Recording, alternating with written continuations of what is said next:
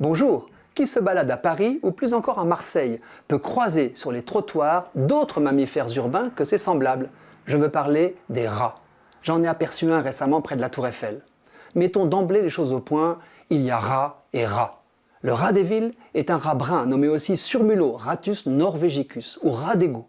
Il ne transmet pas la peste. C'est l'autre rat, le rat des champs, qui a presque disparu des villes, dont les puces transmettaient cette maladie.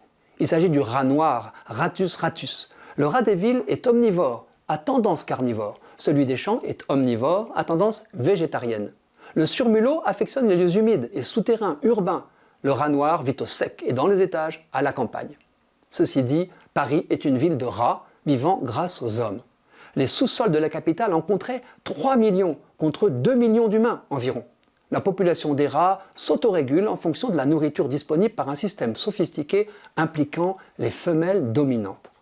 Partisans et adversaires des rongeurs s'opposent. Le public réagit aux vidéos montrant une poubelle grouillante ou un rat crapahutant dans les rayons d'une boulangerie. Polémique assurée. Il faut les éradiquer, disent les uns, les stériliser, rétorquent les autres, quand certains défendent carrément le droit du rat, comme ceux de l'homme et du citoyen. Essayons de raison garder. Au-delà de notre répulsion instinctive, héritée de l'histoire, en quoi le surmulot est-il dangereux et nuisible ? Il est vecteur de maladies, qu'on peut attraper par morsure, par infestation de denrées grignotées et surtout par son urine. Sa rarissime morsure peut en théorie inoculer une maladie infectieuse, la pasteurellose. Mais le rat se méfie de l'homme. L'image de hordes de rats dévoreurs d'êtres humains est un fantasme. Nous risquons plutôt d'attraper ce genre d'infection par le chien ou le chat.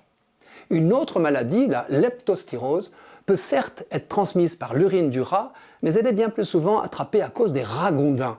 Elle touche 600 personnes chaque année, avec un taux de mortalité non négligeable, mais elle n'est que peu attribuable aux rats.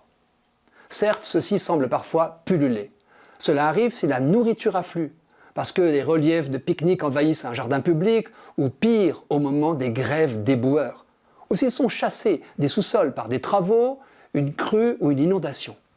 Notons que leur image de saleté renvoie à notre saleté, dont ils font bombance. On peut ajouter que la pullulation des rats nuit à la biodiversité en ville, ou au tourisme. La réputation du rongeur qui s'attaque à tout est celle d'un dévastateur. Cependant, des voix à contre-courant s'élèvent pour réhabiliter notre surmulot. Il serait utile à l'homme en évacuant ses déchets. Dévorant 10% de son poids chaque jour, il en consomme 9 kg pendant l'année que dure sa vie. À ce titre, c'est un déboucheur des égouts où vivent les 4/5 des colonies.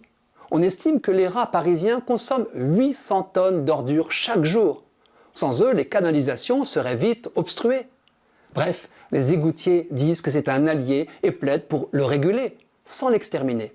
Cette posture d'équilibre est plutôt une bonne nouvelle.